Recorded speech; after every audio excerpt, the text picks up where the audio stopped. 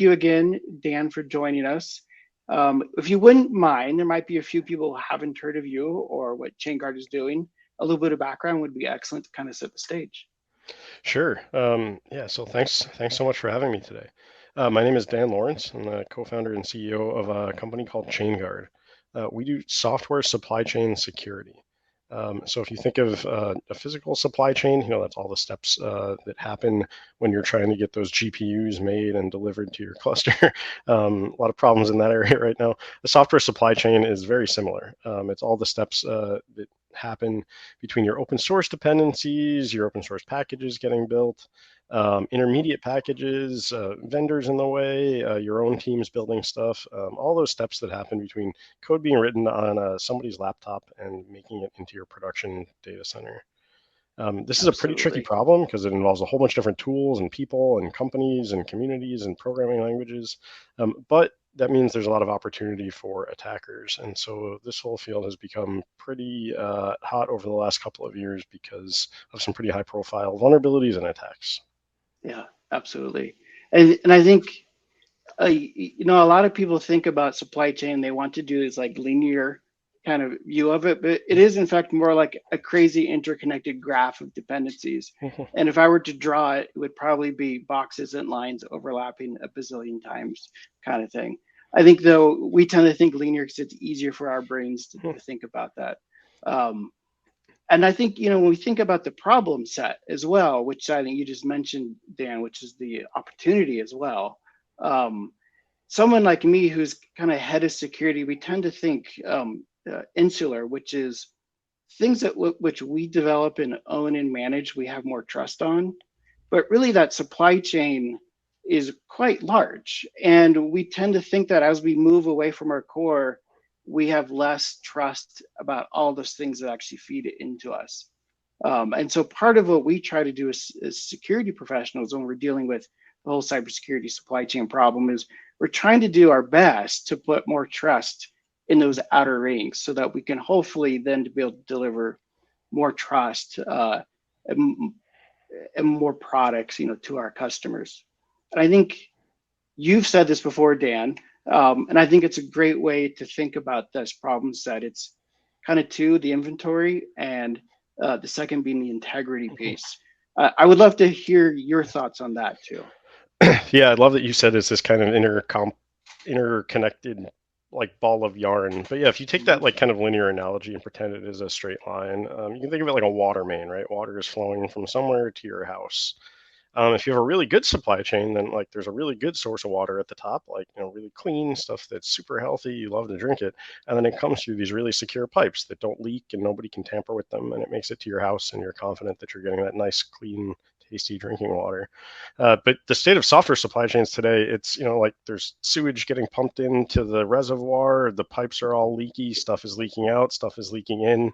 You have no idea if the stuff making it to your house is good or if it even came from where it was supposed to, or if it came from the little rain gutter, a couple blocks up, full of garbage.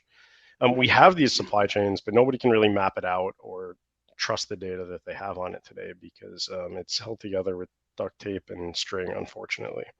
So those are kind of the two problems, though. The inventory one, right? All code has bugs. Just because you only had to write 3 or 4 lines to get Hello World working, doesn't mean that's the only software involved in your application, right? The modern application is like an iceberg where there's 99% open source stuff underneath to get your app running.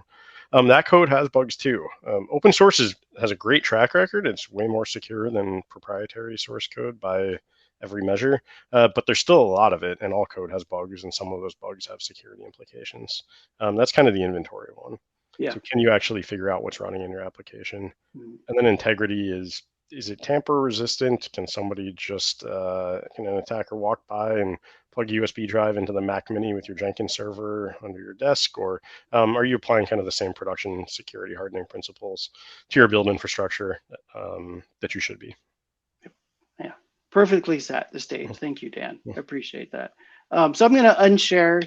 While our chat today is very informal, I do have a little bit of structure around it. And certainly if any of our attendees have questions or comments, feel free to throw them in chat.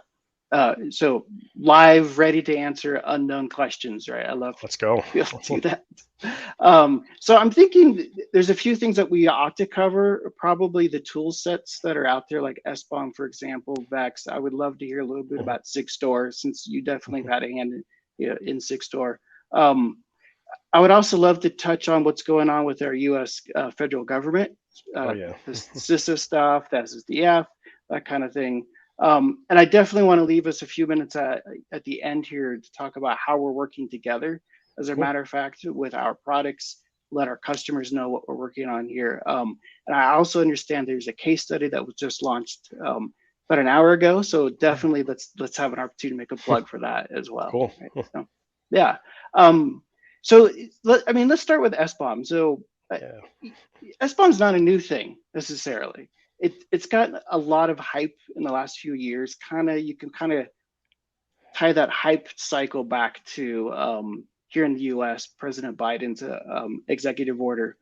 And I think that was like May of 2021. I want to say, where it was essentially you could say a mandate of sort, where you wanted all federal agencies to only basically buy from vendors who are going to produce SBOMs with their products. And the SBOM, I think we touched on it briefly, which is essentially the ingredients of everything within a piece of software. Right? So SBOM, is it really going to happen, or is it still a fantasy kind of thing? Oh man, hot take time. Yeah. Yeah. SBOM stands for software bill of materials, right? It's like an ingredient list of all the dependencies that go into a piece of software. Yeah, this really got its momentum in that executive order. It was EO 14028, I believe. I've said that You number know way the too many number by times. I heart. know. I don't even know my zip code, but I know that one. Yeah. And it had a broad range of things inside of that executive order. It wasn't just SBOMs. True. But Yeah. yeah, it's kind of complicated because unfortunately you can't just have a president issue an order saying all software must be secure. I'm sure that's what they really would have loved, but it doesn't quite work that way as software engineers. Instead, it kind of kicked off a complex series of agency memos and other memos and contract changes and NIST standards that are eventually kind of trickling down into this set of requirements the vendors are going to have to do if they want to sell software to the U.S. government. The government can't tell you how to write software on your laptop that you just publish to GitHub for fun on the weekends, but they can say we're only going to buy software if it meets this criteria, and we think this criteria improves the security. And SBOM is one big component there. It's around software transparency. It's kind of the big theme that I've heard used to refer to SBOMs. They're useful for one aspect of software supply chain security, and in fact, a lot of folks say like just the exercise of producing them is kind of serving the main purpose, even if no one actually looks at these SBOMs. The panic in every vendor around the country having to scramble to figure out what it would take to even generate one, I think is shining some light in areas that nobody had looked at in decades. Right. But yeah, I think there's some benefits. There's a lot of challenges too. Like the tooling is pretty bad. Yeah. These graphs are not linear, like you're saying. Like there's Yeah. cycles in these dependency graphs. Like your compiler uses itself to compile itself. Like representing all this stuff in SBOMs is kind of like an awesome problem for engineers, but it also leads to people kind of getting nerd sniped and spending forever on it without kind of stepping back and understanding the real use cases for these things. Yeah. So it's a bit messy today, I would say. Right. So there's a quote that I saw the other day, which I'll get to a question as well. And it said, it's uneconomical in our free market to expect application developers to know their dependencies, what's pulled into their application, what parts of libraries and open source tooling are being used. And I'm paraphrasing to the end to this, right? And it dawned on me at the same time I was reading some stats from GitHub, which was the Octoverse 2022 report. 52 million new open source projects in GitHub in 2022, 413 million contributions to open source projects throughout the year. And my question and thought model here go through is, are we tackling this the wrong way? Should we instead be going after, say, GitHub, say, hey, you've already got these dependency graphs. Everybody's familiar with Dependabot. Why aren't you providing better tooling or maybe enforcing things around release cycles to automate the SBOM process? Yeah, it's a great point. And open source, I guess I have a couple things I would jump onto there. Yeah. Yeah, open source is the majority of code that's written on GitHub, and that makes up most modern applications. But nobody pays for open source, and so these incentive structures of like we're not going to use this unless you provide us an SBOM. Open source people are like, cool, who cares? I don't care. Right. I'm just going to keep going on. You didn't pay me anyway. You can't threaten to stop paying me when you never paid me in the first place. And so, yeah, there's a lot of concerns there, and companies just they're going to start bombarding open source maintainers, and yelling at them for SBOMs and all this stuff. Right. There have been some Right. famous examples there. The curl maintainer Daniel, he posts these on his blog sometimes of companies just sending him demands to provide paperwork on whether or not log4j is used inside of curl. It's not completely different programming language, but like these people still send him these angry emails demanding he respond, and instead he just publishes them on his website laughing. This stuff does happen, and so open source plays a key role here, but it's not going to be the same kind of like we're going to withhold your money unless you do it because there's no money there Yeah. in the first place. Yeah. Right. But I do think doing it at the tooling level is right. Uh-huh. If this is actually going to happen, it has to be everywhere, and developers are very, very, very lazy people, myself included. If you have to do one extra step to make that SBOM, you're just not going to do it. And there's no reason you have to do another step, though, right? I think this can be Right. integrated into tools. It can be integrated into compilers. It can be integrated into stuff like GitHub.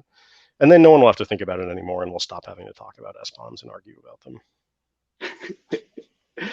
It's very true. I think, along with SBOM, there's a new quote unquote standard. If you think SBOM's really immature and new, then you ought to take a look at Vex. and Yeah. and Vex, if you haven't heard, is called the Vulnerability Exploitability Exchange. I Yeah. think I got the acronym correct. Yeah. And if you haven't heard, first of all, I'm super excited about Vex, and I'll tell you why. As a kind of consumer, if I put my CISO hat on, I'm a consumer of multiple products from many of my vendors, and a vulnerability is released at say OpenSSL. I have some choices. I want to answer the question, am I vulnerable? And today you have to do things like pull threat intel feeds, maybe go look at all your vendors' websites. They have a blog about it. Maybe have to email them or ask or open a support case kind of thing. And I think Vex has a really great opportunity here to shorten that cycle and provide a lot of value. And so, and I know Chainguard's been doing a lot of work with OpenVex. Tell us, Dan. Yeah. Yeah. So Vex, originally I was an SBOM skeptic, right? When I first heard about SBOMs, I was like, oh, this is going to be a mess. What a pain this is going to be. And a lot of vendors reacted the same way because if you like yourselves, and we can get into some of the product stuff later, but like you provide software that people get to scan, right? It's on-prem software that you ship in some fashion, and people scan that software, and they run it through tons and tons of scanners, and they get terrible results back. And I'm sure they email them to you very angry about these findings that sort of have nothing to do with the product or are completely wrong, and you don't even know what scanner they used or where the scanner got this data, and a lot of it just doesn't make any sense. And today, that whole protocol of like, we give you software, you scan it, you complain, we send you responses back over email, is very long, it's very annoying, but everybody is going through this today.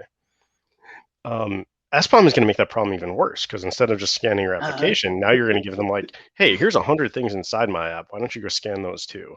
And so it's going to make that noise problem like 100 times worse. Yeah. And there's a bunch of techniques to help cut down on that noise problem. And there's some fancy tooling like dependency analysis and call path tracing and that kind of stuff. But when you're about to blow it up by a factor of 100 or 1,000, as these SBOMs get longer, you need something pretty drastic to cut that down. Right. And that's where Vex comes in. So you're doing this today already. Anybody with a competent security team is, where you're scanning your own software and you're addressing vulnerabilities inside of it.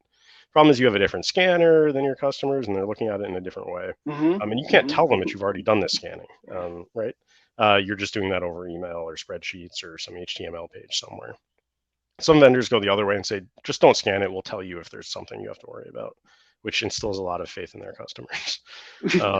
And then when something like Log4Shell happens, everyone just emails every vendor they have anyway, even if you told them already, like, don't wait, don't call us, we'll call you. And so Vex is just a way for you to say, hey, I looked at this product, I looked at this specific vulnerability, and in this version of this product, it either is or it isn't applicable. And you can say why if you're going to say it's not there. If it's not real, you can kind of say why and provide a little justification.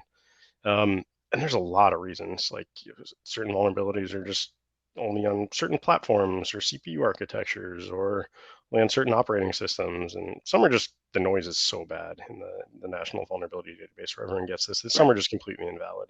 Right. But this gives you a way to kind of sign something and publish it and say, look, I looked at this very specific one and I can tell you that it's not real. And that'll hopefully give customers a little bit more faith than kind of a blanket statement saying, don't worry, we would have told you if there was something in this package that you had to worry about. Trust It's kind of us. a way to turn off the alerts from the S-bombs. Yeah.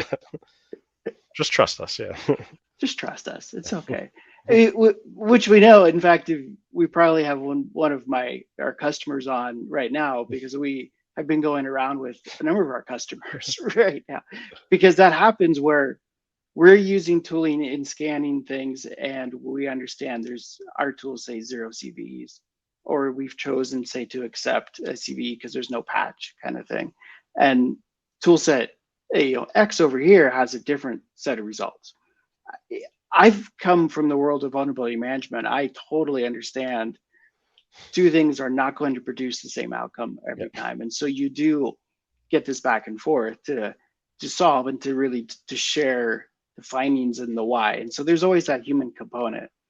But I hope in the future Vex will help us at least shorten that cycle so much so that we can just automatically deliver a machine readable file format, whatever the Vex is these days, to say, yeah, we're unaffected according to ours kind of thing.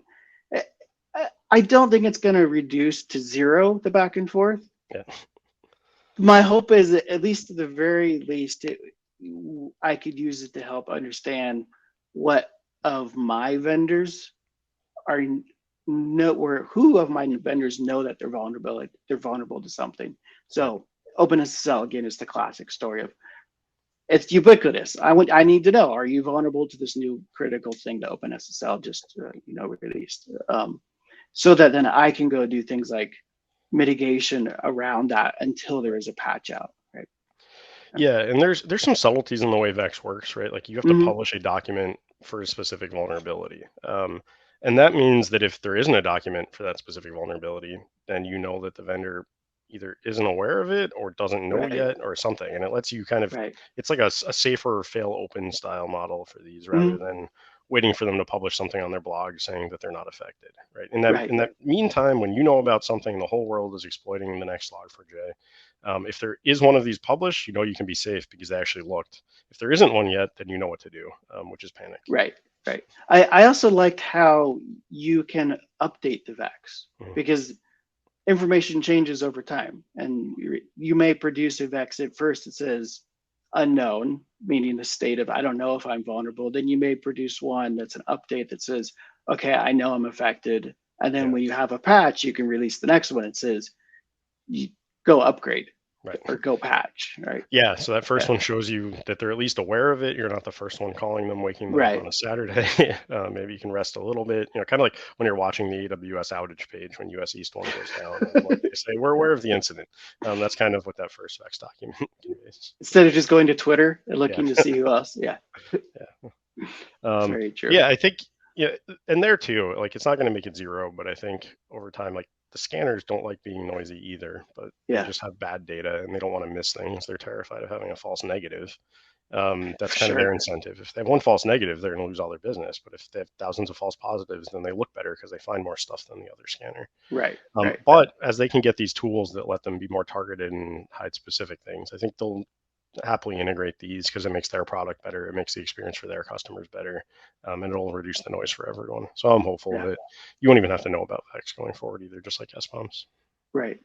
And OpenVex, I definitely give an opportunity to plug that because I've been watching that repo. I'm pretty excited about that. So the U.S. government stuff, when you work with them, it's different from other like open source communities in a lot of ways, right? Like the U.S. government can't, tell you have to go make your software secure. They also can't go say, here's the S-bomb standard we want, right? These are things developed and supported by private industry, and there's lots of them, and there's competition, and there's tooling, and they see that as a good thing. The U.S. government can't just come and pick a standard. They can't come and pick a winner. That causes a lot of frustration when they're the ones driving SBOMs, and now Right. you have to go pick which of the 17 formats to do because they can't just tell you one. But instead, what they do is they create these kind of minimum requirements where they say, well, we can't just go define the word SBOM because companies are already invested here and they have their own stuff. But we'll just say anything that has these 17 fields will count as an SBOM. It conveys enough information for us. And now there's a whole bunch of different SBOM formats. Vex kind of happened the same way, except like to your point, there were no implementations yet. They saw Right. this problem coming with SBOMs and they said, hey, there's a lot of noise. People are scared to ship SBOMs because of the noise. Let's work on this other protocol. And so they started with just the minimum requirements for Vex before anybody had actually made any. And so it was kind of backwards from what they did with SBOMs, where they kind of made a meta standard over a bunch of already existing things. They kind of just went right to that meta standard because they can't go make a standard directly. And so at the same time as the minimum requirements for Vex thing happened, we really wanted to start issuing Vex documents and kickstart that industry with scanners and other tools. So we started a project called OpenVex. You can find it on GitHub. It's github.com/OpenVex. In that, it's a small spec. It contains just those minimum elements as defined by the government. So as tooling and everything starts integrating, OpenVex should be one of the easiest ways to provide that data in a feed that is recognized and acknowledged by those scanners. And I think you froze or I froze. Someone froze.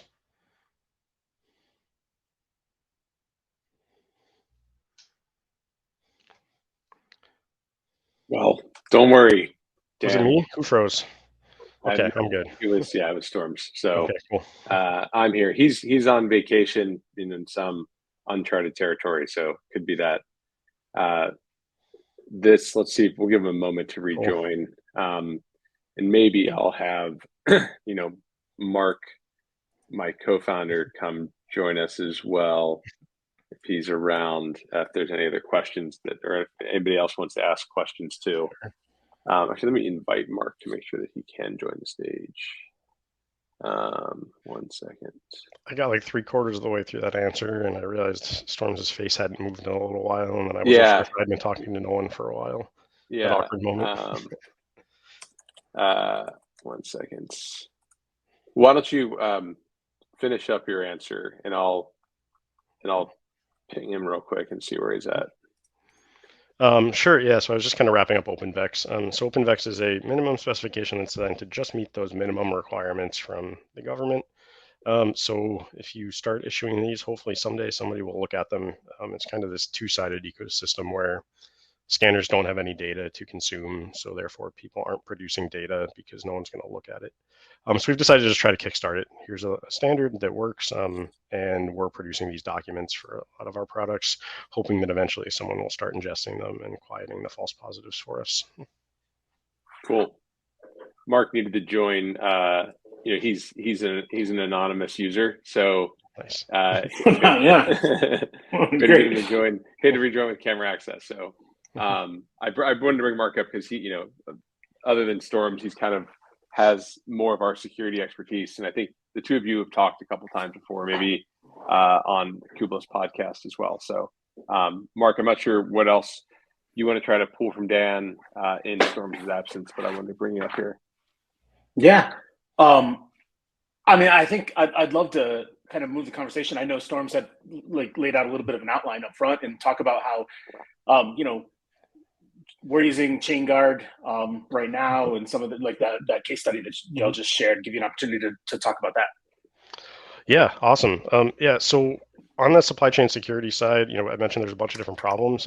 Where we're starting is we're trying to build a secure supply chain from the ground up. So we provide container images. It's called Chainguard Images as the product, but we built our own Linux distribution. So we went to basically the lowest level you can possibly go here on the open source package side. We built a Linux distribution. We bootstrapped it all from source. Everything that we build is built with this bootstrap tool chain. So we built a compiler and then use that to compile the compiler again. And we kind of have this universe now of the supply chain that we trust that's been signed, and we have SBOMs at every step of the way. So we have the integrity side of it that way. And then we also have vulnerability patch SLAs. Because we build everything from source, we can actually just go patch vulnerabilities. if you're consuming binaries or something like that, like you are in a lot of open source communities, just by running pip install or npm install or grabbing Java jars, you can't go patch stuff even if you want to, without going and figuring out how to build it all from source. So we build it all from source, which lets us sign everything and get you that provenance and integrity, but also vulnerability patch SLAs. So we keep a 0 CVE SLA for everything that we do. So when there is a CVE, we issue those VEX documents and we start fixing it, and then we get it fixed. So if you see something in your scanner, it's not noise, it's real, but it means we're also working on a fix at the same time. So especially for people that ship on-prem software to customers that care about security and scan it a lot and it gets deployed into weird environments, it helps that process quite a bit. We know a few of those people. Yeah. Yep. And I know it's a hard problem, especially when you have to like maintain compatibility with really old versions of, you know, kubectl and binary customize and binaries that are in there that, you know, have maybe left support, and you still need to like have them in there, and you don't need them to show up on scanners. Yeah. Yeah, we build in our Linux distribution, we build like way more stuff than a typical Linux distribution would. We build application level things like you're talking about, like kubectl, with like databases, caches, web servers. Kind of, if you've seen that CNCF landscape, that terrifying diagram of logos that keeps getting bigger and bigger each day, like that's kind of in scope. So we're trying to build and package all of that stuff. So everything you need inside of a container. Containers make the problem a lot easier on one hand, right? There's no kernel, and then there's no real upgrade, downgrade pinning cycle. You don't really patch containers, you just build new ones. So it simplifies the problem quite a bit, but it also lets us package way more stuff. So there's a lot of volume going on. You can see a question here. Do you have access to embargoed CVEs if you're effectively a distribution? Yes, yeah, there are a lot of embargo programs that distros can participate in. You can sign up for, you don't even have to be a distro for a lot of projects. You just have to be involved and ask and not screw up by accidentally leaking things early. Yeah, we get advanced notification of a lot of CVEs and can get tests and stuff out. So we're ready when the actual patches go live. There's also this one kind of fun thing that a lot of people don't realize, which is that scanners just kind of blindly trust the Linux distros. Scanners don't just know what vulnerabilities are in which binaries or which pieces of software. They basically just ask the distros what vulnerabilities they know about and what packages those vulnerabilities are in. And so by being a Linux distro, we can already augment and help and correct the scanners in a lot of ways. Some of the scanners kind of are safe and fail open, but that makes them noisy. Like if we don't tell them about something, they assume we are vulnerable. Some go the other way and fail closed. And like if we all go on vacation and forget to patch things or update the database, those will never tell you about stuff. It's kind of a trade-off with imperfect data, but they all work a little bit differently. But they do trust Linux distros. That's cool. Welcome back, Storms. Well, thank you. Sorry about that.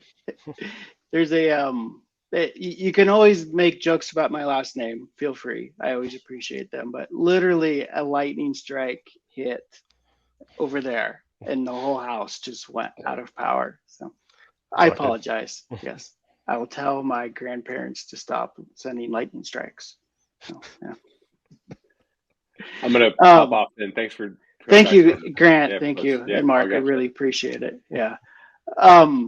So I clearly you went on into the vulnerability management CVE space, which super glad that was going to be the next line of thought there. But we are kind of running out of time. We got a couple minutes left.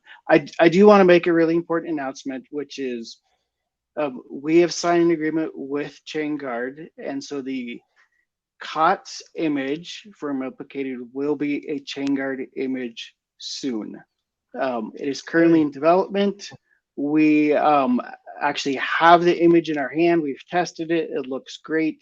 We're currently working through the integration through our pipeline so that we can automate full cycle from end to end.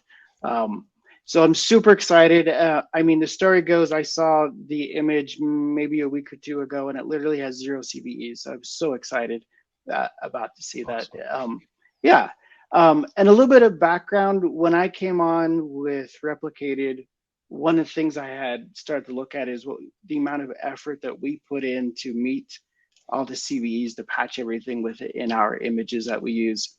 And our engineering team has been doing a fantastic job of doing everything they can to meet all the SLAs. And I made a proposal, why don't we use Chainguard? Not only are we going to get a 0 CVE image, but we're also going to get great things like SBOM, for example. We're going to get Vex with it. We're going to be able to tie everything back to SigStore, do real provenance, really start to declare higher levels of salsa that we can do with our image. So I'm super excited to make that announcement. You will hear more about the dates as it gets closer. Like I said, we have it in hand, but we're still working through that integration piece before we are ready just to kind of do the lift and shift of it. We really don't want to impact existing customers. We also want to make sure it does not impact existing engineering efforts. So we're taking our time to do this right. Super excited. Go ahead, Dan. Folks asking for the SBOMs? I'm just curious. As a matter of fact, you may or may not know this, but my day job is head of security. My alternate job at Replicated is I help our product managers know what to implement in terms of security in our products. So I do talk to customers, and I have been. One of the first things I ask is, are you familiar with SBOM? I will say 90+%, or at least are familiar with it. And then of those, about half have asked for us to help them out with SBOM. So super excited. And I think also being able to deliver 0 CVE image is going to really help some of that back and forth that we do get with, is it a false positive? Did we choose to not patch it because it's going to break something else? All of that back and forth, right? Where we can just simply say, 0 vulns, we love it, thank you, kind of thing. So very excited about that. Yeah, thanks again for your support. Yeah. And there is a case study that was just released from Chainguard, I think an hour ago or so, which talks about the history, the why we went with Chainguard for this, as well as some of the numbers that I dug up with number of CVEs out there, amount of time taken to do just patching CVEs in general. I'll also leave one story recently, which is a few weeks ago, some of our engineers, they're working on new products still to be released. We're not going to tell you what it is yet, but I looked at the image they were using. It was the Go image from Docker Hub, scanned it. It's got 66 vulns, known CVEs in it. I went and pulled the Chainguard one out of your existing libraries, 0, of course, right? I immediately issued a PR to our engineering team, like, let's use Chainguard instead. And so we're working on that as well. But to give everybody a sense of the value of Chainguard, I literally went to your existing catalog out there and found one that worked. I didn't have to do anything crazy to make it work. So 66 isn't even that high. Some of these, right? Yeah. The default node one on Docker Hub, I think, has 1,300 CVs in it usually. So yeah, there's a lot. Wow, that's impressive. So crazy. So like I said, we've maybe a minute or two. I was going to check if there's anything in chat, but anything that we may have forgot to chat about, especially when I got struck by lightning and got knocked off the internet. Yeah. Yeah, thanks for having me today. Okay.